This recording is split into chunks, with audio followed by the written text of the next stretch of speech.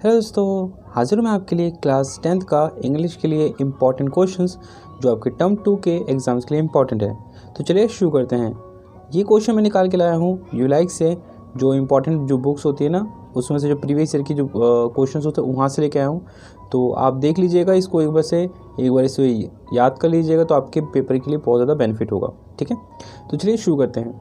सबसे पहले पूछा गया आपसे क्वेश्चन पूछा गया है, how did James R Wong help Albright the making of scientist. जो आपने चैप्टर पढ़ा होगा, ठीक है, उसमें अब्राइट जो होता है वो एक साइंटिस्ट होता है। ठीक है, यहाँ पे तो उसमें एक और एक कैरेक्टर है जिसका नाम है आर वोंग। ठीक है, तो हमसे क्वेश्चन ये पूछते हैं कि जेम्स आर वोंग ने अब्राइट की मदद कैसे की।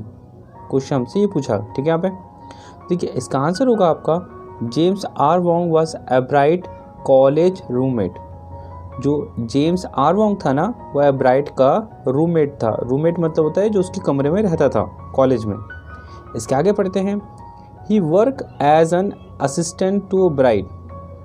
जो हमारा वो था ना जेम्स आर वोंग, वो अब्राइट का क्या था, असिस्टेंट था। असिस्टेंट किसे कहते हैं, जो किसी के लिए काम करता है। ठीक है, आगे बढ़ते हैं ठीक है। अगला आगे है, helping him in drawing picture.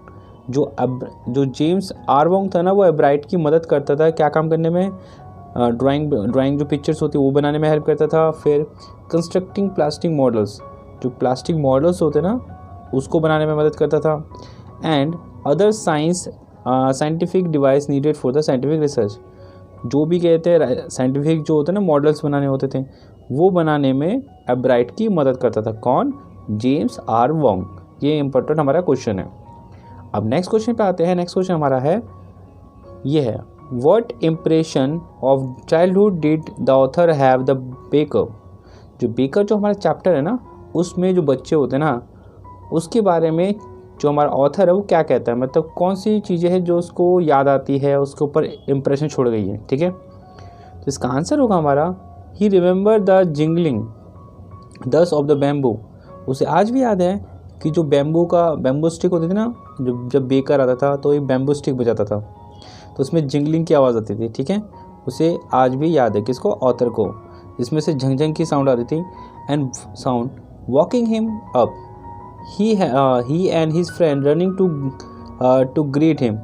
तो क्या होता था कि जब भी बेकर जो होता था ना, बेकर अपना ब्रेड बेचने के लिए आता था और झंझंग की आवाज़ निकालता था अपने उस बैम्बू स्टिक से, तो बच्चे ना भागते हुए आते थे। और यहाँ तक कि ऑथर भी भागते हुए आता था, क्योंकि वो भी बच्चा था उस समय, भागते हुए आता था ब्रेड खरीदने के लिए। ठीक है, फिर विदाउट ब्रशिंग देयर टीथ, बिना ब्रश किए हुए, यानी मॉर्निंग में वो आता था, बेकर आता था, और बिना वो ब्रश किए हुए बच्चे सारे के सारे बच्चे वहाँ पहुँच जाते थे उसके पास।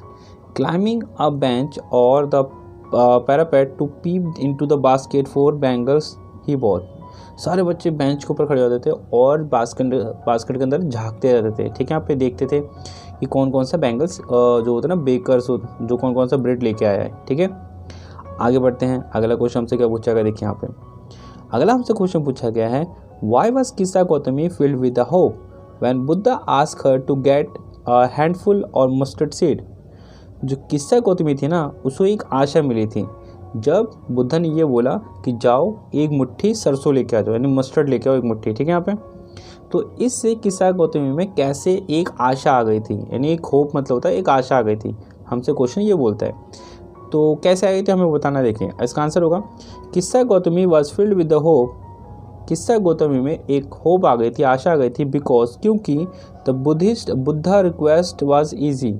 क्योंकि बुद्धा ने जो बोला था ना, जो भी काम करने के लिए बोला था कि एक मुट्ठी क्या लेकर मस्टर्ड लेकर आ जाओ, वो जो किस्सा गौतमी को लगा कि ये तो बहुत आसान सा काम है, मैं आराम से जाके लेके आ जाऊंगी।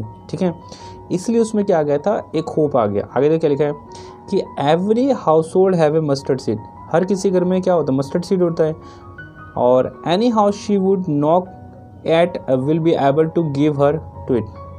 किसी घर पे जाकर वो गेट खटखटाएगी और मांगेगी ना, सरसों मांगेगी, मतलब मस्टर्ड मांगेगी, एक मुट्ठी मांगेगी, तो कोई भी उसको देने के लिए तैयार हो जाएगा। ठीक है, after fulfil his request she was helpful that the Buddha would cure his son.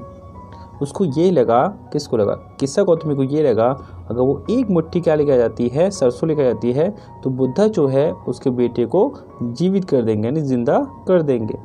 इसलिए उसमें क्या उसको क्या आ गई, होप मिली उसे, उन्हें उससे आशा फील हुई। ठीक है, आगे बात करते हैं। अगला क्वेश्चन हमसे क्या बोलता है, देखिए अगला क्वेश्चन बोला गया हमारा, why does the title of the poem Amanda have a exclamation mark.